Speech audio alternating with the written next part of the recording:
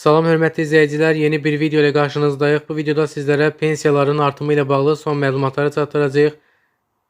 Pensiyalar yanvar ayından artırılacaq, kimin pensiyası nə qədər artacaq, hansı pensiyalarda artım olacaq, ətraflı şəkildə məlumat verəcəyik. İlk olaraq video keçməzdən öncə bu videonu mütləq bəyənin ki, video daha çox insana çatsın. Eyni zamanda kanalımıza mütləq abunə olun ki, biz növbəti video paylaşdığımız zaman sizə dərhal bildiriş gəlsin. Bəli hörmətli izləyicilər, yanvar ayından bütün növ pensiyalarda, sosial müavinətlərdə artım olunacaq. Xüsusilə də əmək pensiyalarında faizlərə uyğun olaraq artımlar qeydə alınacaq. Təbii ki, yanvar ayında da bizim videolarımız olacaq, ancaq indidən də bəzi pensiya artımlarını sizlərlə bölüşmək istəyirik. Hansı pensiyalarda artım olacaq? İlk olaraq qeyd edim ki, hörmətli izləyicilər, yaşa görə verilən 220 manat sosial müavinətdə artım olunacaq. Rəqəmləri də növbəti videoda açıqlayacağıq. Ümumi dövlət sosial yardımın verilməsində artımlar qeydə alınacaq. Ehtiyac meyarı var ki, hazırda Azərbaycanda 2025-ci il üzrə ehtiyac meyarı 285 manata bərabərdir. 2026-cı ilin yanvar ayından isə 15 manat miqdarında artırılacaq və 300 manata çatdırılacaq.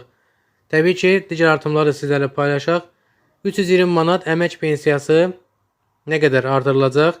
Əmək pensiyaları qeyd etmişdim bundan əvvəlki videolarda 9,4, 9,5% miqdarında artım gözlənilir əmək pensiyalarında və minimum əmək pensiyası dediyimiz 320 manat pensiya, yəni Azərbaycanda 25 il stajı olan və pensiya kapitalını toplaya bilməsə də müəyyən dərəcədə pensiya stajı olan və pensiya kapitalını müəyyən dərəcədə toplamış vətəndaşlarımıza Azərbaycanda 320 manat əmək pensiyası verilir və bu minimum pensiyadır.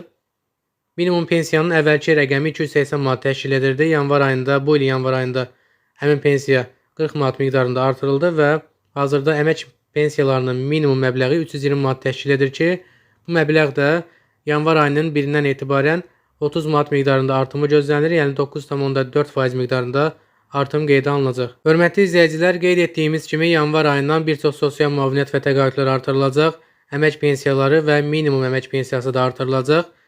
Düzdür, daha əvvəllər, bundan bir neçə həftə əvvəl əmək pensiyalarının minimum məbləğinin yanvar ayında artırılmayacağı, yalnız əmək pensiyalarının müəyyən faiz dərəcəsinə uyğun olaraq artırılacağı qeyd olunmuşdu. Az bir faizlə artırılacağı qeyd olunmuşdu. Ancaq yeni gələn məlumatlara əsasən yanvar ayından etibarən həm əmək pensiyalarının minimum məbləği, həm də ümumiyyətlə əmək pensiyaları müəyyən faizlə indeksləşdirilərək artırılacaq.